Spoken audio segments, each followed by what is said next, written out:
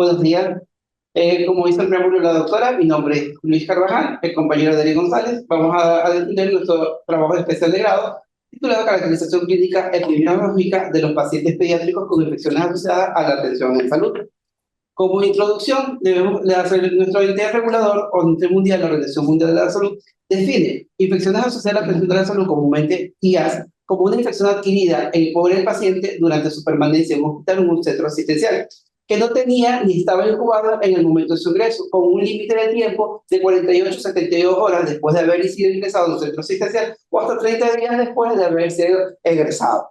Para la Organización Mundial de la Salud y para los países y para las políticas de salud a nivel mundial, las IA o infecciones asociadas a la atención de la salud se demanda un gran costo-beneficio por las tasas de mortalidad, las tasas de consumo hospitalario, los días hospitalarios y por ende los días de descanso que pueden tener, y es un alto costo-beneficio. De esto depende también las incidencias de los pacientes, el tiempo prolongado de hospitalización, pacientes en unidades de cuidados intensivos críticos, pediátricos, neonatales, pacientes quirúrgicos y pacientes que han sido sometidos a procedimientos invasivos. Desde ese punto, nosotros planteamos el siguiente problema. Para la Organización Mundial de la Salud y la Panamericana de la Salud define que cerca de 100.000 personas diariamente en el mundo se atienden en diversos sistemas de atención pública, sean consultas externas, sean consultas hospitalarias o consultas ambulatorias. De esta cantidad, 1.4 millones de estos pacientes contraen infecciones hospitalarias, un riesgo de 2 a 20 veces mayores en los países con ingresos bajos y medianos, lo que representa una causa importante de mortalidad a pesar de las medidas preventivas y de vigilancia instauradas en los últimos años, con una prevalencia de 8 a 10% en los países en desarrollo, 10% en América Latina y 19% en América local, a nivel local. Gracias a las políticas de vigilancia y las políticas epidemiológicas que ejercen los diferentes naciones, es que la Organización Mundial de la Salud y la Panamericana ejercen estas estadísticas. Muchos países no tienen un control de vigilancia epidemiológica como tal, y en nuestro país, desde 1987, se ha instaurado el control de las enfermedades epidemiológicas. Aquí, actualmente, no hay una estadística que diga cuáles son las incidencias en nuestro país, pero sí hay ciertos estados que han publicado reportes de infecciones asociadas de la salud, más que todo en pacientes que tienen resistencia bacteriana. Desde ese punto de vista, nosotros nos planteamos el siguiente problema. ¿Cuáles son las características clínico-epidemiológicas de los pacientes pediátricos con infección asociada a la atención de la salud en el hospital Dr. Miguel Pérez Carreño durante el periodo de enero 2021 a abril 2023? Justificación, lo justificamos. Primero, tenemos que conocer las características y los factores de riesgo asociadas a las IAS o a las infecciones asociadas a la atención de salud. Es de vital importancia para el establecimiento de medidas eficaces para disminuir su incidencia y prevalencia. Este enfoque es crucial, dado que estas infecciones son un desafío significativo para el sistema de salud y su asociación al incremento de la mortalidad infantil. Para nosotros realizar nuestro trabajo especial de grado, hemos hecho la búsqueda exhaustiva de diferentes antecedentes. Dentro de esto tenemos, disculparán un poquito la pronunciación, Sidney et al. En Etiopía en el 2020, cuyo título, Incidencia y factores de riesgo para infecciones adquiridas en un hospital entre pacientes pediátricos en un hospital universitario. Un estudio prospectivo donde analizaron historias clínicas y analizaron cuáles fueron las incidencias. Concluyeron que la incidencia era 13 por cada 100 niños ingresados. La estancia hospitalaria era mayor de 6 días. Los factores subyacentes agregados eran la desnutrición y las enfermedades subyacentes son los principales factores de riesgo para la infección asociadas a la atención de la salud. Schultz et al. En Estados Unidos, en su trabajo, infecciones asociadas a la atención médica entre niños críticamente enfermos en Estados Unidos, hace una comparación entre los pacientes en el área de unidades de cuidado intensivo pediátrico, una comparación entre el catéter endovenoso y el catéter urinario.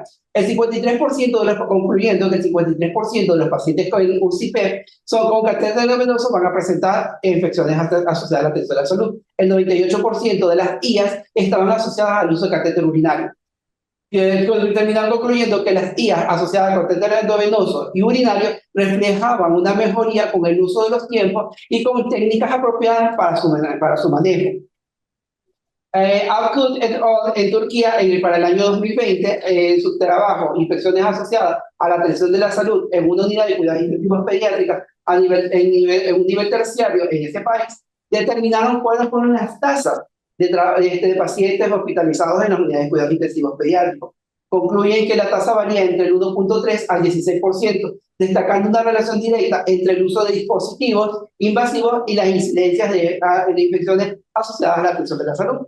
Wasatedad, en Egipto, para el 2021, hace una intervención multidisciplinaria para reducir las infecciones del torrente sanguíneo asociadas a la vía central en unidades de cuidados intensivos pediátricos neonatales. Este estudio fue un estudio de doble tiempo, una retrospectiva y un estudio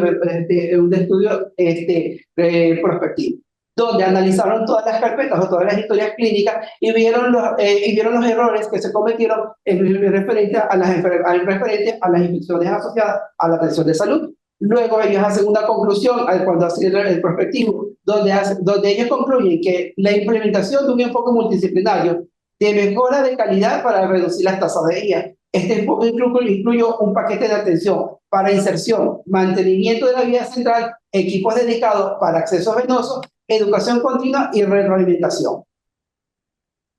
En Irán,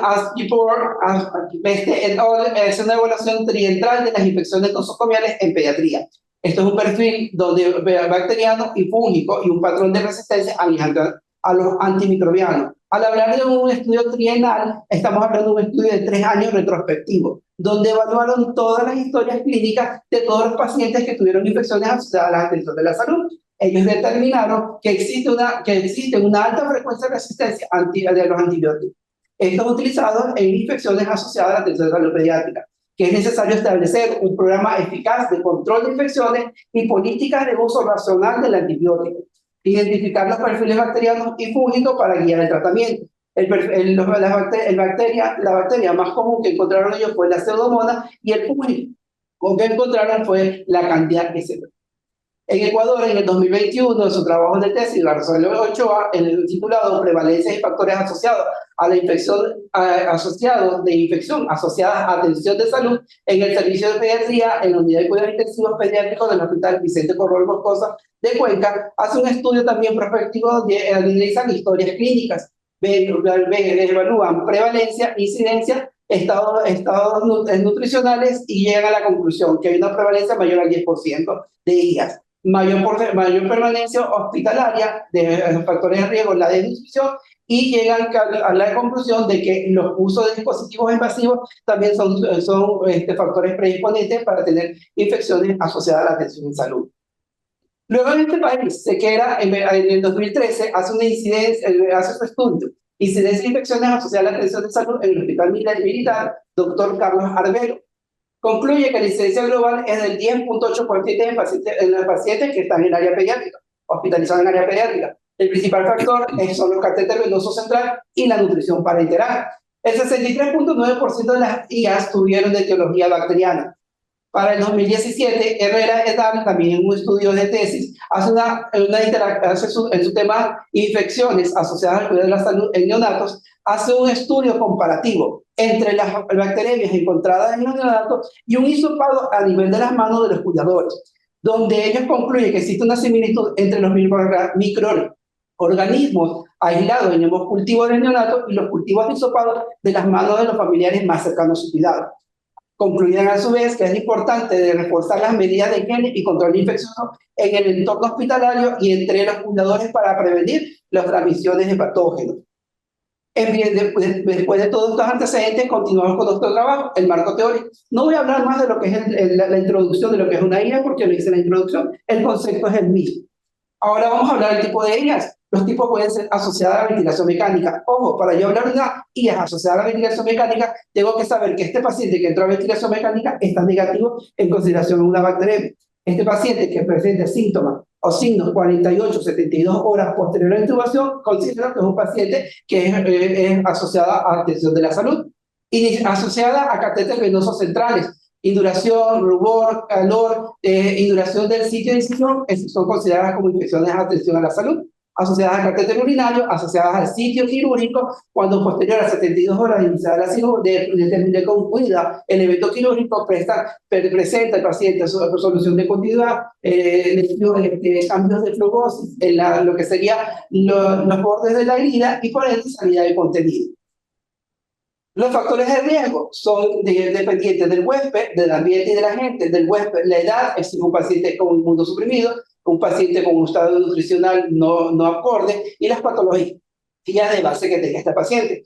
Asociados al ambiente inanimado, inanimado, es decir, ambientes húmedos, los insumos, cómo se preparan todo, la manera de canalizar una vía, y los animados somos nosotros, el cuidador, el familiar y el personal de salud.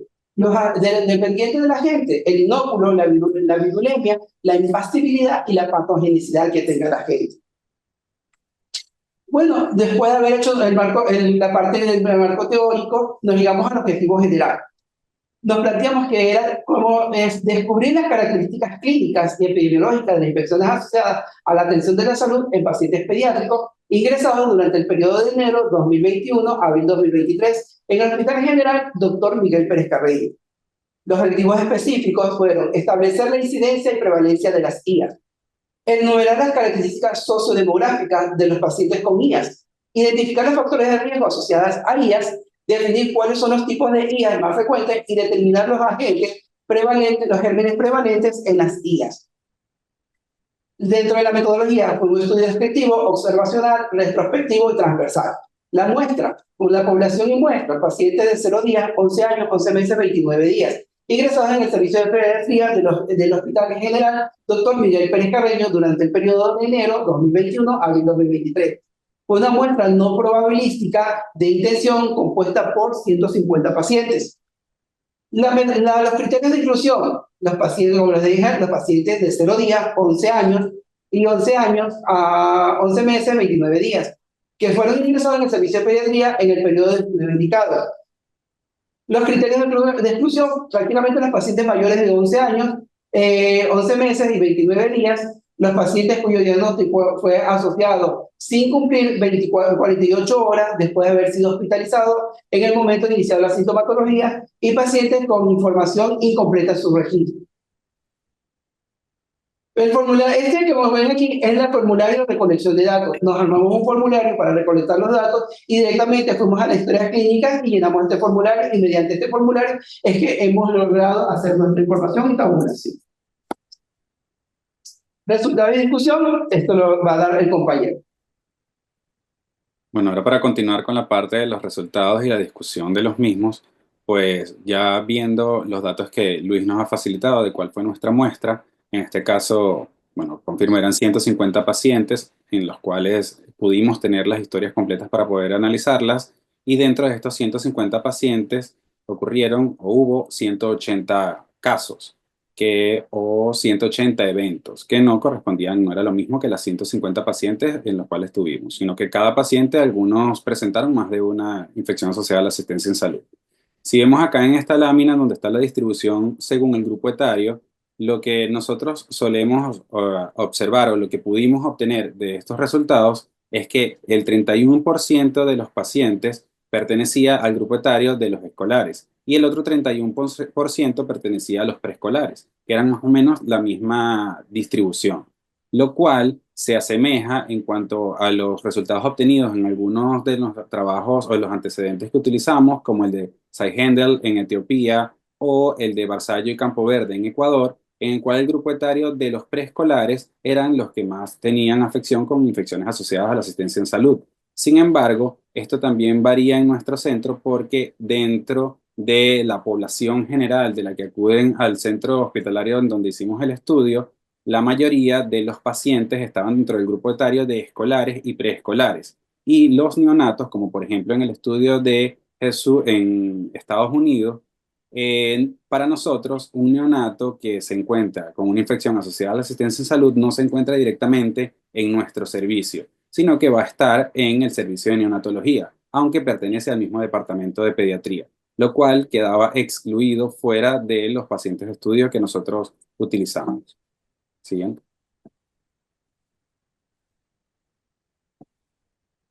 ¿No puedo pasar? No, creo que es Dale todo.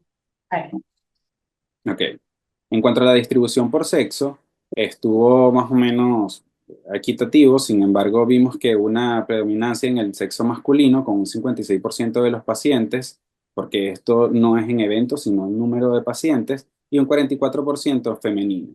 De igual manera, en estos estudios en los que tenemos como antecedentes el de Barzallo Campo Verde y el de Hashifupur en Irán, ambos dicen que hay una mayor incidencia en el sexo masculino. Sin embargo, cuando estudiamos estos antecedentes o estos estudios previos, vemos que ellos indican que hay una predominancia en el sexo masculino, es porque en las infecciones del tracto urinario veían que había un aumento en lo que era correspondiente al sexo masculino por simplemente las diferencias anatómicas y que tenían mayor predisposición a desarrollar infecciones del tracto urinario. Y es lo que hacía que las tasas fuesen mayor en comparación con las pacientes femeninas que estaban hospitalizadas y con dicha infección. En cambio, en el estudio que se hizo en Herrera, hay una diferencia correspondiente con el de nosotros porque hay una predominancia o hay mayor incidencia en el sexo femenino que en el masculino. Bien.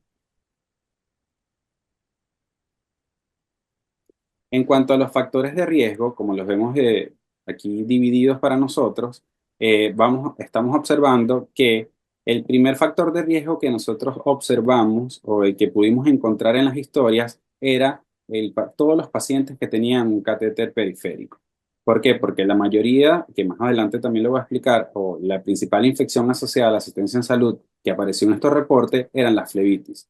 Todo esto viene acompañado de muchas otras variables como el medio en el cual estamos en el hospital, las medidas de asepsia y antisepsia, etcétera, que todo va a acompañar a que haya mayor incidencia en cuanto a este tipo de infecciones asociadas a la asistencia en salud. Sin embargo, en los estudios previos, ellos no evidenciaban o no mencionaban que la flebitis fuera una de las principales afecciones en sus pacientes, sino que el tipo de infección que presentaban era infecciones de otro tipo, como por ejemplo las de catéter urinario, infecciones asociadas a cualquier tipo de inmunosupresión y los factores de riesgo que ellos veían en este tipo de infecciones era, uno, la presencia de un catéter urinario, dos, las presencias de catéter centrales y tres, cualquier tipo de inmunosupresión, en donde también colocaban la desnutrición como un factor importante, que más adelante verán que para nosotros no fue ese resultado. Sin embargo,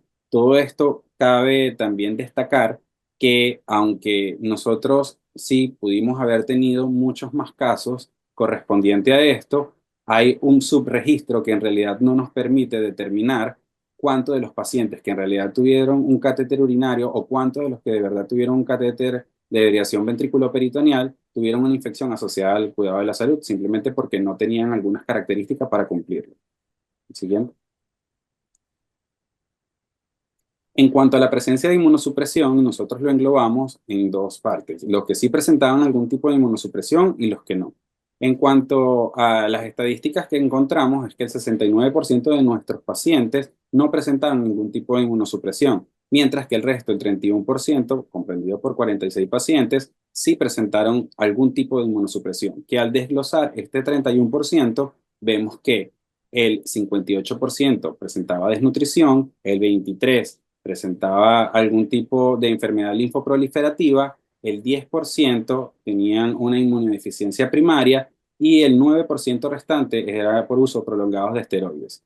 Sin embargo, cuando vemos las literaturas previas como la de Etiopía, la de Barzallo en Ecuador o la de Silvia en Brasil, ambos ponen a la desnutrición como un factor principal para las infecciones de ascensión en salud. Sin embargo, para nosotros, todo es debido al subregistro que puede haber en algunas historias o también a que muchos de los pacientes en el periodo que estudiamos se encontraron o acudieron al centro justamente en el periodo de pandemia. Entonces, el subregistro de las historias disminuía muchísimo los datos específicos como para poder tenerlo. Y adicional que no tenemos un estudio previo como para compararlo, pues esto lo hacía un poco más difícil. Siguiente. En cuanto al estado nutricional, que esta es una de las láminas importantes, que hay mucha contrariedad correspondiente con lo que se encontraba en los estudios previos, vemos que el 57% de nuestros pacientes, a diferencia de lo que nosotros también esperábamos encontrar, estaban eutróficos, porque dentro de sus medidas antropométricas todos daban en la categoría de eutróficos, pero no estaban desglosadas cómo eran estas medidas antropométricas, solamente era peso, talla y era como un esbozo de realidad cómo estaba el estado nutricional del paciente. Sin embargo, el 31%, que también era un porcentaje un poco, el 21%, disculpa, que era un porcentaje más o menos alto, estaba en riesgo de desnutrición, seguido por los pacientes que se encontraban, no he terminado anterior, estaban en riesgo de desnutrición, seguido de los pacientes desnutridos, que era un 12%, y un 10% de los pacientes con sobrepeso. Si observamos los estudios que tenemos aquí a la derecha, vamos a ver que la desnutrición siempre fue un factor de riesgo en todos los estudios. Y inclusive en el artículo que describieron en Etiopía, Sahed Engel, ellos indican o hacen una distinción entre la desnutrición crónica y la desnutrición aguda, porque indican que un paciente con desnutrición crónica tiene mayor posibilidades como de mantenerse en cuanto a una infección asociada a la asistencia en salud o no complicarse, mientras que los pacientes que presentaban desnutrición aguda grave, allí era donde las complicaciones eran mayores. Todos toman la desnutrición como algo importante y en el artículo de Silvia también indica que es la importancia del soporte nutricional justamente con este tipo de pacientes para que la infección tenga menor tasa de complicación. En cuanto a la distribución según el área de hospitalización, dependiendo, estas son las tres grandes áreas que manejamos en el hospital, en el servicio de pediatría, en el cual tenemos la hospitalización pediátrica o área general, la emergencia pediátrica y el área de hemato-oncología, donde tenemos todos los pacientes con algún tipo de enfermedad hemato-oncológica. Vemos que la mayoría de los casos que obtuvimos, de igual manera, la mayoría de los eventos ocurrieron en el área de emergencia. Pero sin embargo, es algo sumamente importante que se observa, es que en el área de hospitalización, a pesar de que fueron menos el número de casos, porque era un 32%, solo con 48 pacientes, el número de eventos era prácticamente el doble de lo que habían solamente por el paciente tener más tiempo de hospitalización o estar en un área recluido por más prolongado. Mientras que en el área de hemato-oncología disminuía esta tasa, pero a pesar de que es un factor de riesgo, los pacientes que tienen algún tipo de patología de base hemato-oncológica, los cuidados que se tienen en estas áreas en cuanto a la disminución o al cumplimiento de las medidas de asepsia y antisepsia disminuían en sí la tasa de presentación de las infecciones asociadas a la asistencia en salud. Sin embargo, tanto en hospitalización como en emergencia que es un área donde teníamos más pacientes, donde tal vez era un área también de hospitalización, pero de una estancia menor, entonces se presentaron más casos. En cuanto a los estudios, vemos que ellos indican en general que las áreas críticas siempre son las que tienen mayor incidencia de infecciones asociadas a la asistencia en salud, pero esto se debe también a que son pacientes que por todo el estrés que tienen en cuanto a las patologías, todo esto conlleva a una inmunosupresión en sí que va a conllevar a que sean más propensos a tener las infecciones. Pásalo, por favor. Okay. El tiempo de hospitalización en los pacientes siempre ha sido un punto inclusive o un punto primordial en cuanto a las infecciones, ¿no?, asociadas a la asistencia en salud.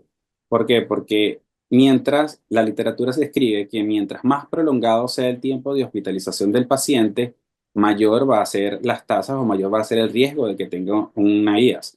En este caso, nuestros pacientes encontramos que el 40% tenían una estancia hospitalaria promedio entre 7 a 14 días, que es lo que habitualmente es el periodo de cumplimiento de un ciclo de antibiótico-terapia estándar, por decirlo así. Dependiendo del tipo de patología, era el plazo que tenían para cumplir el tratamiento. Sin embargo, los pacientes que tenían mayor de 21 días fueron mucho menor en cuanto a la presentación de infecciones, pero no es porque tenían menos riesgo a tener infecciones, sino porque simplemente esto era el número menor de pacientes que tenían una hospitalización tan prolongada. Entonces, en este caso, no quiere decir que a menor hospitalización tengan menor riesgo, sino simplemente que la cantidad de pacientes que tienen hospitalizaciones prolongadas en nuestro centro es menor que los pacientes que duran de 7 a 14 días. Siguiente, por favor. Ok. Dentro del tipo de infección asociada a la asistencia en salud presente, que es lo que le comentaba previamente hace unas láminas, la flebitis, impresionantemente, era la infección que, según la literatura, es la más prevenible, pero era la que más se repetía en nuestro centro y en todas las historias. Era la que más estaba asociada a las infecciones. Entonces, vemos que 105 eventos ocurrieron en 92 pacientes, que siendo esto un 58,33% de los eventos ocurridos en los pacientes y en los tipos de infecciones eran casi todos por flebitis, asociadas a que todos tenían un catéter periférico. Sin embargo, también tenemos otros eventos como bacteremias, fungurias y neumonías que también tuvieron alto índice, siendo la bacteremia de igual manera la que tuvo un alto índice correspondiente a las infecciones de atención en salud, que si vamos a ir comparando, podemos observar que la flebitis es la puerta de entrada para que el paciente presente una bacteremia. Entonces, en este caso, una estaba relacionada con la otra.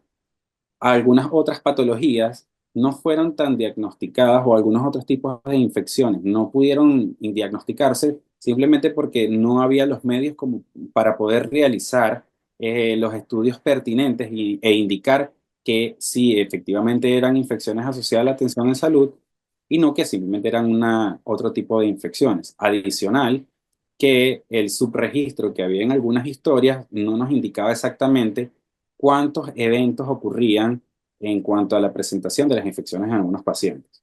Siguiente, por favor. Aquí vemos un más o menos comparativo con lo que indicaba anteriormente, los distintos estudios en los que ellos observaban que era lo más frecuente. En los estudios realizados en Estados Unidos y Etiopía, por ejemplo, el estudio que se realizó en Estados Unidos, que no solamente fue en un centro, sino en múltiples centros comunitarios, pequeños y a gran escala, vieron que las neumonías asociadas a la ventilación mecánica era la principal infección asociada a la atención en salud. Sin embargo, para nosotros no podía ser determinado por completo porque el servicio de terapia intensiva es un servicio adicional al área de pediatría que, aunque las historias están en conjuntos, el subregistro también que hay, porque llevan también estadísticas paralelas, entonces no nos permite englobar o saber exactamente cuántos pacientes lo presentaban. Adicional que en el área hubo periodos en cuando la terapia estaba cerrada, que es el lugar donde se utiliza la ventilación mecánica, entonces también esto disminuía la cantidad de pacientes que podíamos haber visto con este tipo de infecciones. Las bacteremias asociadas a los catéteres concuerda con lo que nosotros encontramos en nuestro estudio, tanto en el estudio de sequera como en el estudio de SU realizado en Estados Unidos, y el estudio de sequera que también se realizó en Venezuela, en donde encontraron que este tipo de bacteremias, más asociadas a los catéteres venoso central, sin embargo, estaban presentes en todos los pacientes. Siguiente, por favor. En cuanto al número de eventos, según el área de hospitalización o el área de ingreso, vemos de igual manera, la misma cantidad es parecida en cada uno de las áreas en donde estaban hospitalizados. Sin embargo, vemos que las flebitis, que fue la que más se repitieron, estaban mayor presentes en el área de emergencia que en otras áreas como hospitalización. Y es porque, en este caso, la emergencia, al ser un área de choque, es donde tal vez las medidas de asepsia y antisepsia, como tienen que resolver de una manera más rápida, no se cumplen como debería hacerse, además de las limitaciones que podemos tener dentro del centro. Sin embargo, en el área de hospitalización, que contamos también con el mismo tipo de inconvenientes, esto disminuyó un poco tal vez las tasas. Y vemos que en el área de hematoncología, que es donde menos se realizaba este tipo de intervención o donde eran más cuidadosos, pues disminuyeron la cantidad de flebitis correspondiente, seguidos por las bacteriemias, que de igual manera predomina el área. Aquí hay una diferencia porque ya no es en el área de emergencia donde se presentaban, sino que estaban más asociadas a la estancia prolongada que tenían algunos pacientes ya en el área de hospitalización. Siguiente, por favor. En cuanto a los gérmenes aislados, aquí sí tuvimos limitantes grandes en cuanto a nuestro estudio. Primero, porque habían muchos de los pacientes que tenían el diagnóstico por clínica, sin embargo, no pudieron realizarse nunca un cultivo, y esto pues limitaba bastante saber cuál es el patrón normal de gérmenes de nuestro centro hospitalario. Sin embargo, vemos que dentro de los que se realizaron el cultivo, 31 pacientes no tuvieron crecimiento bacteriano y el resto de los pacientes vemos algunos tipos de gérmenes que no son los habituales, como por ejemplo la Burkholderia cepacia o la Cinetobacter baumannii, que para nosotros es la flora habitual del centro donde estamos, o suponemos que es, porque tampoco hay un estudio para poder visualizarla que esta es, y otros gérmenes como la Pseudomonas aeruginosa o el Staphylococcus aureus estaban en menor proporción que estos gérmenes que normalmente no es lo que se encuentra en los tipos, en las distintas bibliografías. Cuando vemos que no hubo ese crecimiento bacteriano, también esto era otra limitante porque muchos de los pacientes iniciaban antibiótico-terapia antes de poder realizar el hemocultivo. Entonces, al momento de realizar el hemocultivo, el resultado no era completamente fidedigno, pero esto era lo que nos reportaba. Simplemente que el paciente ya había cumplido antibiótico-terapia porque mientras podían tener los recursos para realizar el estudio, bueno, tardaban un poco y se priorizaba la salud del paciente. Siguiente, por favor. En cuanto a los urocultivos, en el urocultivo, lo habitual que encontraban en la mayoría de las literaturas era el crecimiento de Escherichia coli. Sin embargo, para nosotros, sorprendentemente, no fue el principal germen aislado, sino que fue la Candida especie. Entonces, tiene una similitud con los artículos de Afshapur en Irán y el de Silvia en Brasil, en el cual cada uno, si ellos reportaban, que la cándida era un germen habitual en cuanto al crecimiento en los centros en donde hicieron sus estudios. Sin embargo, para otros como en Turquía y en el resto de las literaturas, la Escherichia coli siempre era predominante en cuanto a la presencia de los tipos de gérmenes en los urocultivos. Para nosotros, la cándida era la principal. Las dos tipos de cándida, tanto cándida spp como la cándida albicans, ambas fueron los principales gérmenes aislados, mientras que la Escherichia coli tuvo la misma proporción que algún otro tipo de levadura no tipificada. El resto de los urocultivos que se realizaron o que se pudieron analizar no tenían ningún tipo de resultados. Y algunos pacientes que tenían también itus por infección asociada a la asistencia en salud, pues no se realizaron urocultivos. Siguiente, por favor.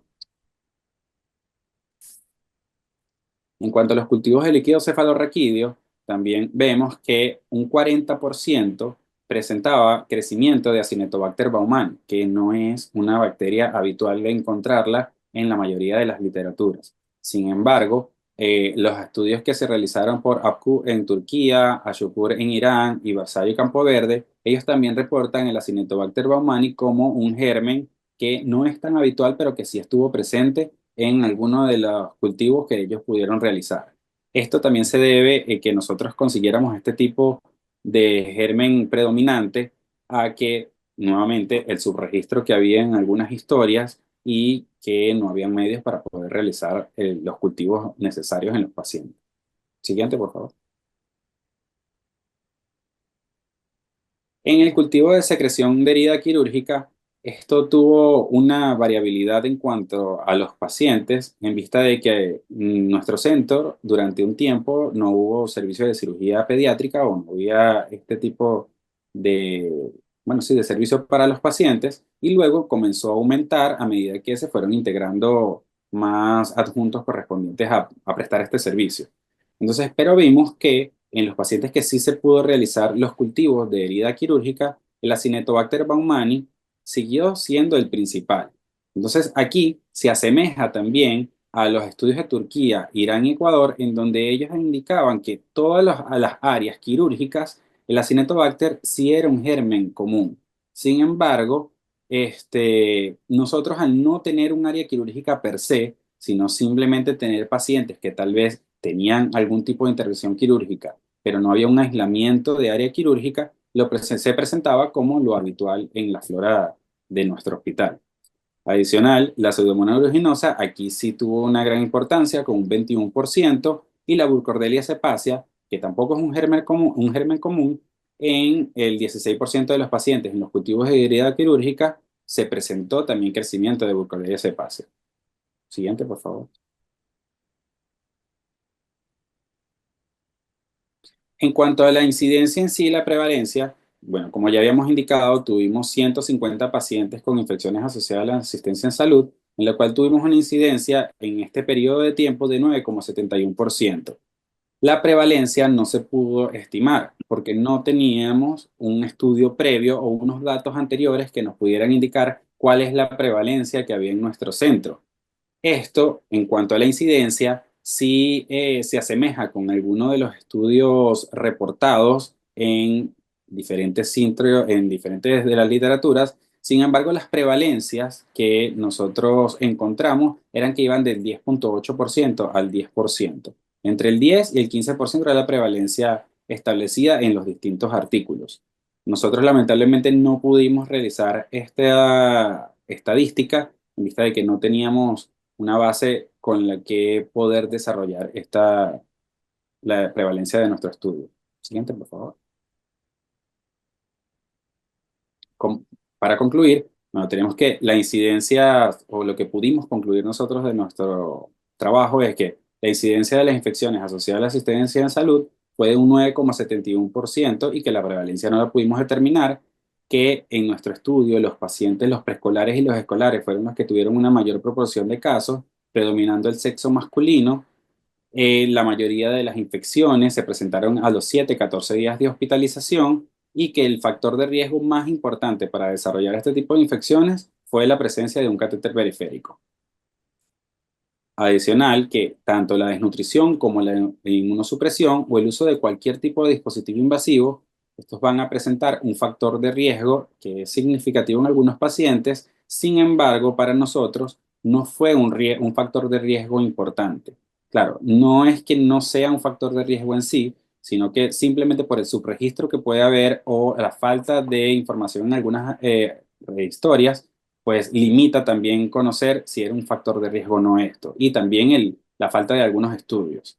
La flebitis fue el tipo de infección que más se presentó, seguido por la bacteriemia y la neumonía, y el germen más frecuente fue la Burkholderia cepacia, seguido por el Staphylococcus y el Acinetobacter baumannii.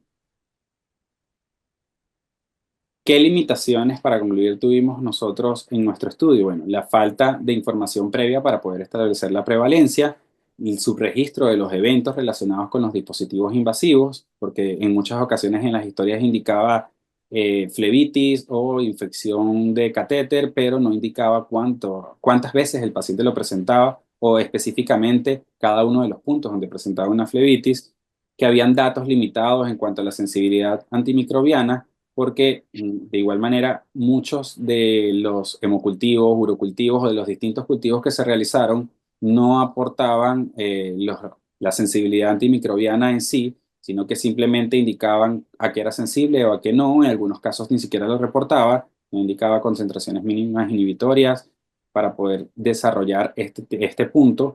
Las muestras, habían muchas muestras que no fueron procesadas, las restricciones socioeconómicas, que bueno, eso siempre está presente en nuestro centro, que fue un diseño del estudio, fue retrospectivo y no pudimos hacer una intervención o en este caso poder determinar nosotros mismos como encuestadores o como investigadores cuáles eran los puntos a buscar.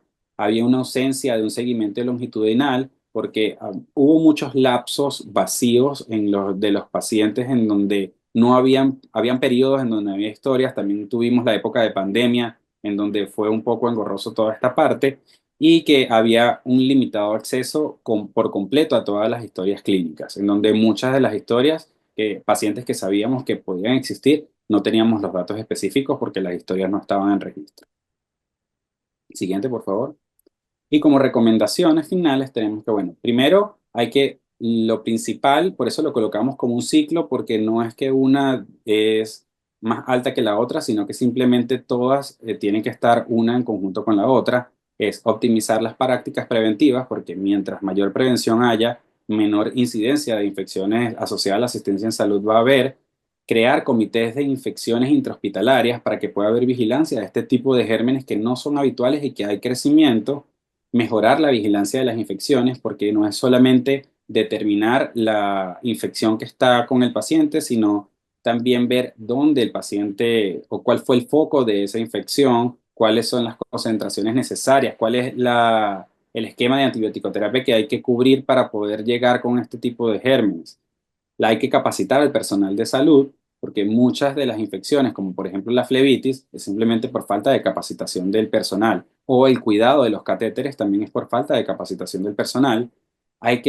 Importantísimo el uso racional de los antibióticos, porque vemos que cada vez los gérmenes son mucho más resistentes a antibiótico-terapia o a cualquier tipo de antimicrobiano que anteriormente funcionaban a dosis o a tiempos menores. Ahora hay que prolongarlo todo y hay que realizar estudios prospectivos para establecer prevalencia, que no solamente se quede como un estudio aislado, sino que aquí el pie para poder continuar y mejorar el reconocimiento y registro de las infecciones de la asistencia en salud. Bueno, muchísimas gracias de verdad por haberme escuchado. Excelente presentación. Ha finalizado la presentación de la tesis por parte de los doctores. Ahora me gustaría decir que los felicito por haber realizado este trabajo, porque sé que no fue fácil encontrar la información, sé que no fue fácil publicar las historias, que tuvimos muchas historias que no encontramos, partes de historias que no estaban, donde sabemos que había información valiosa para nuestro estudio, pero que no pudimos determinar, dado que no teníamos acceso a los mismos. Además de ello, sabemos que el momento de pandemia marcó el hecho de que tal vez el paciente presentara prolongadas hospitalizaciones en el área de emergencia y eso altera un poco el registro que digamos, logramos tener o hace que nuestras estadísticas reflejen lo que efectivamente estamos viendo. Además, excluimos las unidades de terapia intensiva, que es donde por lo general se presentan la mayor cantidad de infecciones asociadas a la atención en salud, y es por ello que al momento de discutirlo pasa esto, vemos más infecciones asociadas a ventilación mecánica o más infecciones asociadas a ciertos tipos de catéteres que si bien estuvieron presentes en nuestros centros, no con la prevalencia que se observaba en otros estudios. ¿Okay?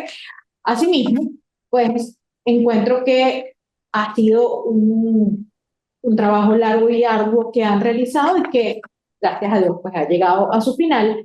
Doy la palabra a la doctora Estangeli para hacer las observaciones pertinentes y luego la doctora. Primero, como le dijo la doctora Claudia, bueno, felicitaciones porque realmente en este momento no es fácil hacer una tesis y menos retrospectiva justamente por la revisión de historias, porque en todos los hospitales, no solamente en el Pérez, realmente cuesta que Historias Médicas entregue las historias o que realmente estén organizadas de una manera donde uno podamos encontrar todas las patologías dependiendo de la tesis que uno vaya a realizar. Y también lo que dice mucho el subregistro, que no depende de ustedes, sino los que sus compañeros u otras personas también plasmen en las historias, y muchas veces a lo mejor hubo alguna otra IAS, pero sencillamente nunca se reportó y eso va a disminuir lo que son las proporciones que ustedes tuvieron.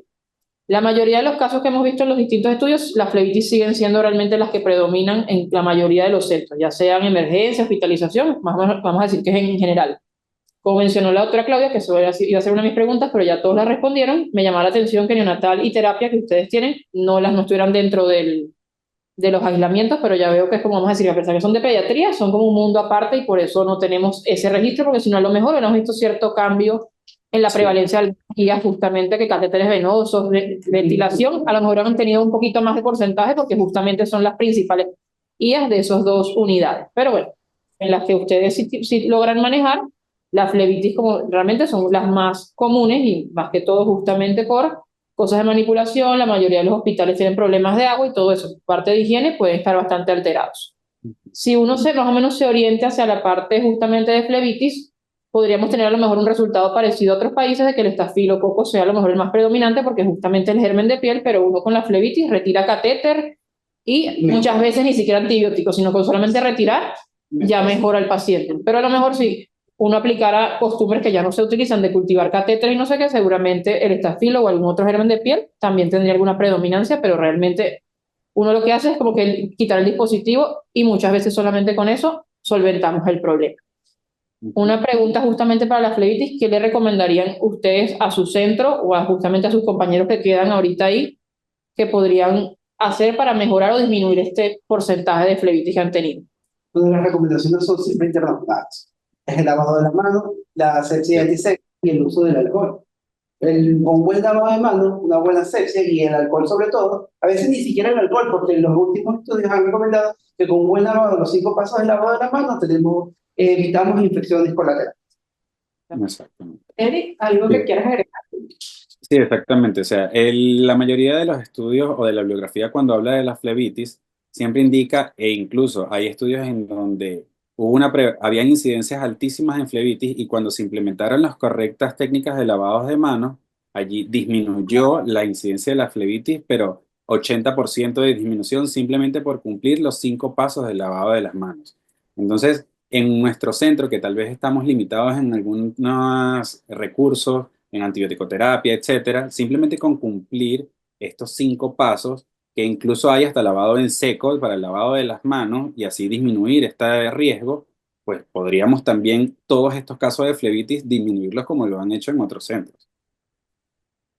Entonces, efectivamente, con medidas, vamos a decir que bastante sencillas, podríamos tratar de mejorar. Y a pesar de que la incidencia no fue tan alta como lo que se espera en Latinoamérica, que lo pusieron ahí, que es más del 10-15%, vamos a decir que estábamos relativamente bien dentro de lo que se puede esperar para el porcentaje estimado en América Latina, que son muchísimos más altos.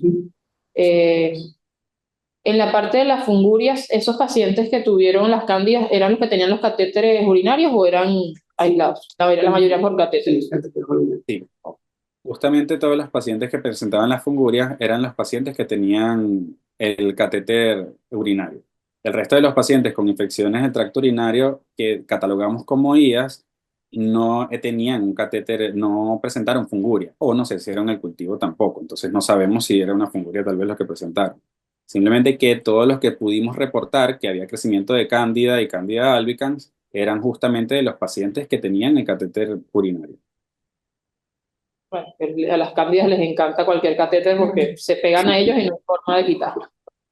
Y bueno, en la parte de los aislamientos, también como muy bien lo explicaron, realmente tanto la parte socioeconómica o eso mismo, que uno pone tratamiento antes de tomar los cultivos, puede haber influido mucho en que no hubiera crecimiento.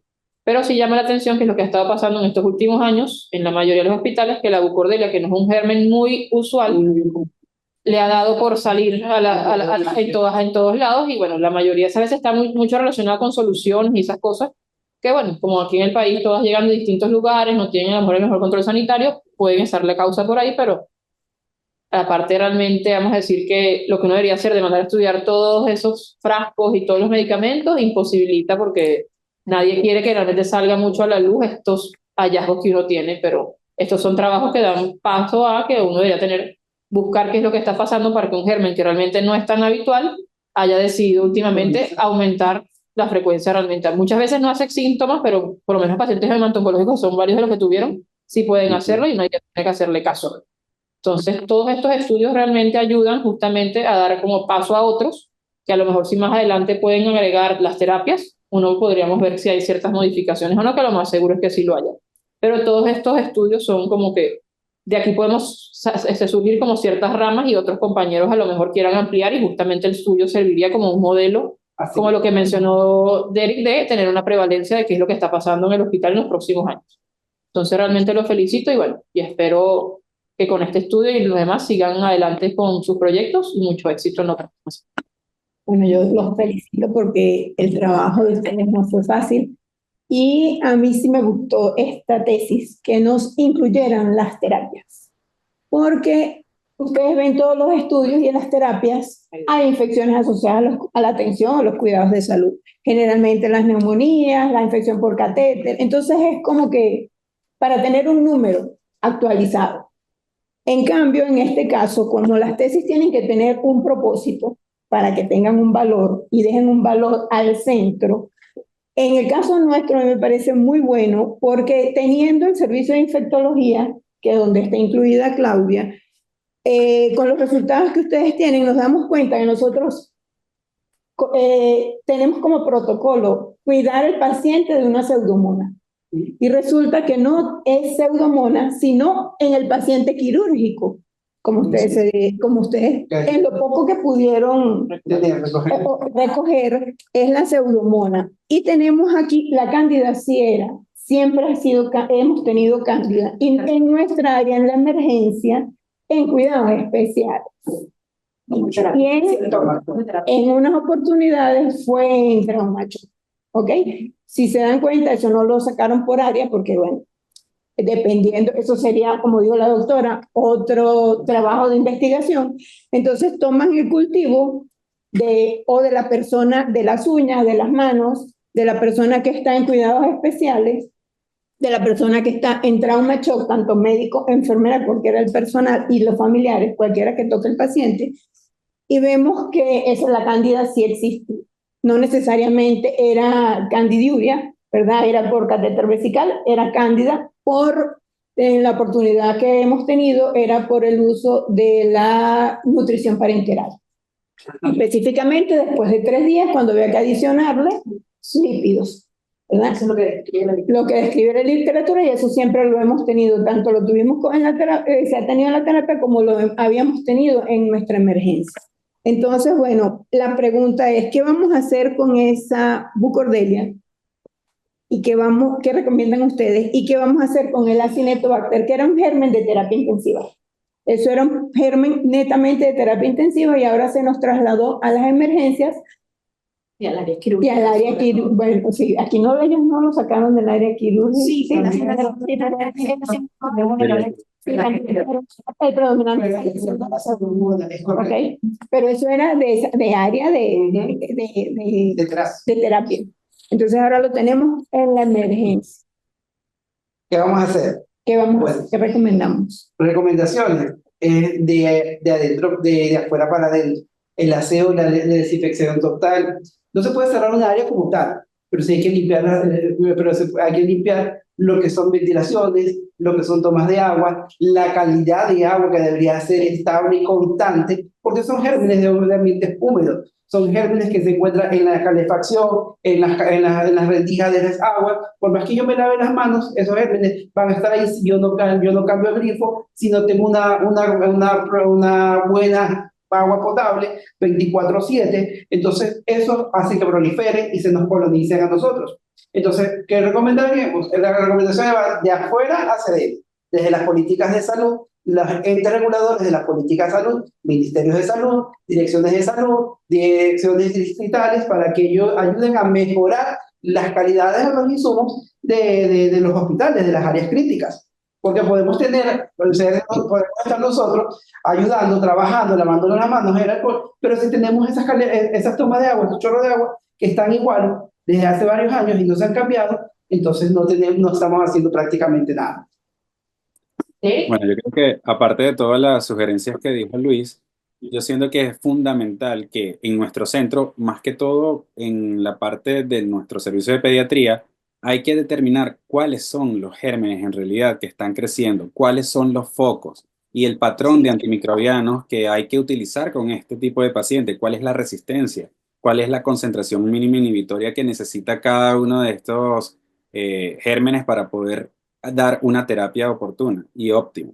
Porque ¿qué pasa? Si seguimos a ciegas, porque algunos se pueden hacer el cultivo, pero hay otros que pueden tener la clínica y no se pueden hacer el cultivo. Entonces, si iniciamos antibiótico-terapia con lo que en la literatura indica para un país de primer mundo, en donde se cumplen todas las medidas de asepsia y antisepsia, nunca vamos a poder lograr erradicar o disminuir todo este tipo de infecciones en los pacientes que no se pueden hacer los cultivos. Y mientras no sepamos cuál es la flora habitual de nuestro centro en las distintas áreas, no solamente englobar pediatría como uno solo, sino como dice la doctora Karina, en la parte de trauma shock, en el área de cuidados especiales, en el área de atención general, incluso en el triaje, pues allí vamos a poder determinar de dónde viene, cuál es el foco y qué necesitamos para combatir estos distintos gérmenes. Si no, estamos a ciegas igual. Ok, muchachos, yo tengo, digamos, una pregunta particular. ¿Existe alguna relación entre las infecciones asociadas a la tensión en salud y las bacterias y la resistencia bacteriana? ¿Ustedes creen que el que haya más o menos infecciones asociadas a la atención de salud, un lugar donde se usa antibióticos de amplio espectro y antibióticos de todo tipo en general, donde se prolonga la estancia hospitalaria, ¿hay relación entre eso y la aparición de resistencias bacterianas? Claro, porque la flora bacteriana que vamos a encontrar, o no solamente bacteriana, sino de cualquier tipo de germen que haya dentro de un centro hospitalario, nunca va a ser igual al que puede encontrarse en el domicilio. Pero mientras siga con el crecimiento del que hay dentro del área hospitalaria y que cada vez se ameriten antibióticos de mayor espectro y de mayor envergadura para poder tratar algo que hace 10 años era tratable tal vez con una cefalosporina o con cualquier otra cosa. Entonces estamos creando nosotros mismos la resistencia. Y muchas veces cuando no se sabe escoger cuál es el antibiótico necesario o cuál es el antibiótico que de verdad hay que utilizar y simplemente optamos por colocar el más fuerte porque así el paciente va a estar mejor. Entonces lo que estamos es simplemente creando más resistencia a esas bacterias y que aumente la tasa de las infecciones asociadas a la asistencia en salud. Ok. Pregunto, ¿ustedes consideran que las infecciones asociadas a la atención en salud que encontramos a los pacientes, en los pacientes hemato-oncológicos, entendiendo que tienen un factor de riesgo como la inmunosupresión previa por su patología de base, corresponde a que había buenas prácticas o que había un subregistro, por ejemplo, de poner flebitis múltiples o no contabilizar la cantidad de infecciones asociadas a X que pudieran tener? Bueno, Claro, yo Ajá, adelante. O adelante. sea, los dos pueden responderlo. es que al hacerse la pregunta, puede haber es que tiene doble respuesta, doble Ok, sentido. pero Puede haber un subregistro o y puede haber una... ¿Cuántos años? O sea, ustedes encontraron un subregistro. Es que Sí, no... es decir, sí hay un subregistro, sí hay un subregistro. Y eso Entonces, es lo que claro, eso muchas es lo veces que veíamos esta incidencia o lo que encontramos fue tan baja, pero en realidad no es porque no ocurrían tantos eventos, porque el caso era uno, porque claro, la población hemato-oncológica es mucho menor que la población de los pacientes que no tienen una patología de base, pero el número de eventos que presentaba ese paciente no se registraba cada vez que lo presentaba, sino que se registraba una vez y luego se continuaba como que era la misma, pero en realidad no era, por ejemplo, una flebitis en el antebrazo, sino que también tuvo una flebitis en el brazo, en la pierna, en el muslo, etcétera. Y cada uno es un evento, pero que no se registraba. Exactamente, a eso quiero ir.